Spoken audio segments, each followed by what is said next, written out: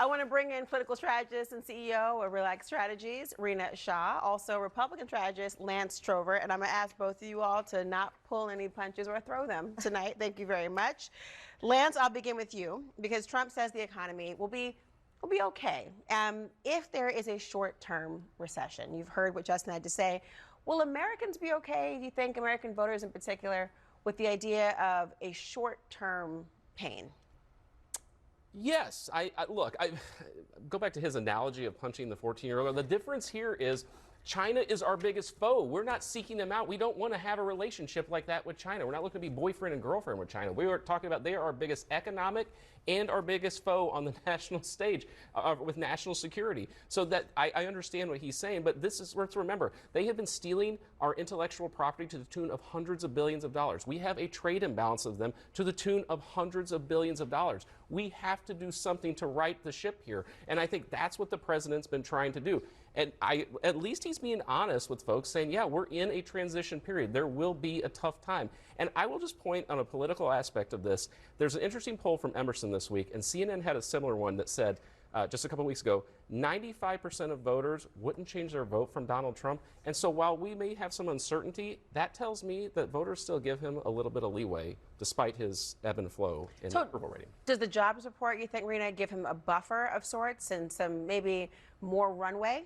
Yeah, without a doubt. I mean, it's better than expected. Economists had said 130,000 jobs. He's added nearly 180,000 jobs. Unemployment number has remained unchanged. That, to me, signals good things. And now he's unveiled his spending budget proposal. The big, beautiful budget proposal. The big, beautiful budget for 2026. Tell me what you want, President Trump, and I know what he wants. He wants more defense spending, and I don't like that.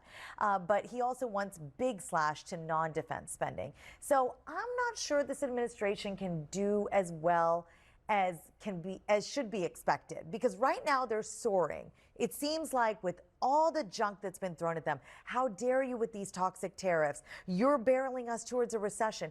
Everything seems to sort of be okay. And again, this boost from the jobs report tells us that he's got a lot of runway.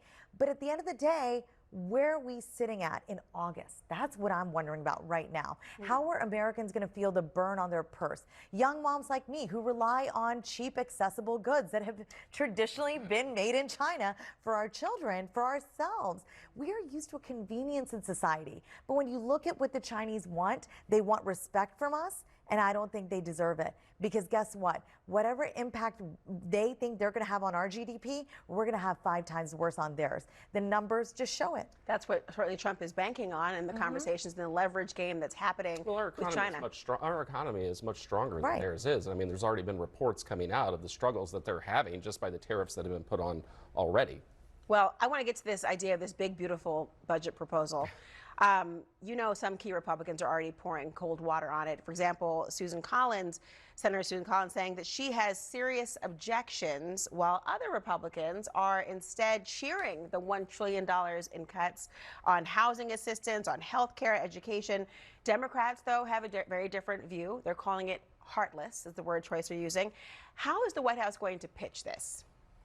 Well, I think Susan Collins' issue, among others, is that there should be more defense spending. I think that's what. I think she and Mitch McConnell and others want more defense spending because they don't like that it's even $1 trillion.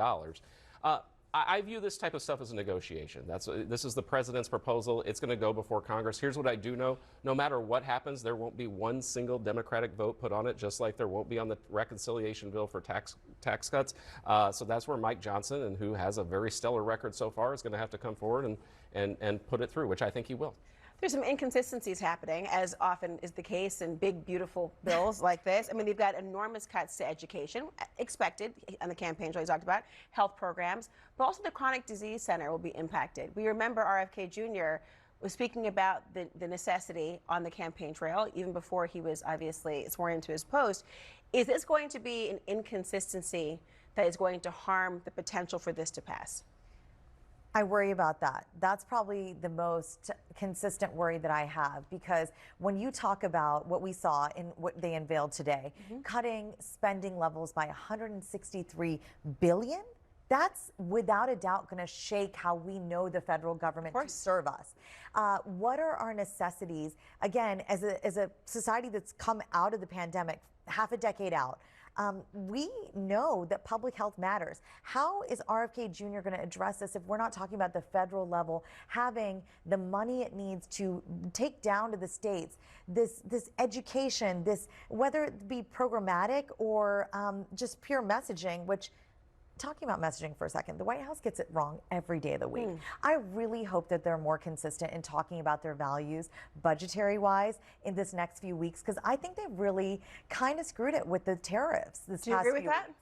What's that? That the White House gets it wrong every day of the week? A messaging? No, absolutely. You just said they were soaring while ago. No, I mean, they're soaring by luck, but not because of what they're singing from the same song sheet from the White House. They're not. No, I think they're actually doing very well. And I mean, I think, yes, there's some uncertainty, and that is reflected in the president's approval rating will ebb and flow. But I go back to what I said a while ago, 95% of the people who voted for him wouldn't change their vote. And that, to me, says he has a pretty strong foundation. And to me, it says they're okay with the transition period, actually.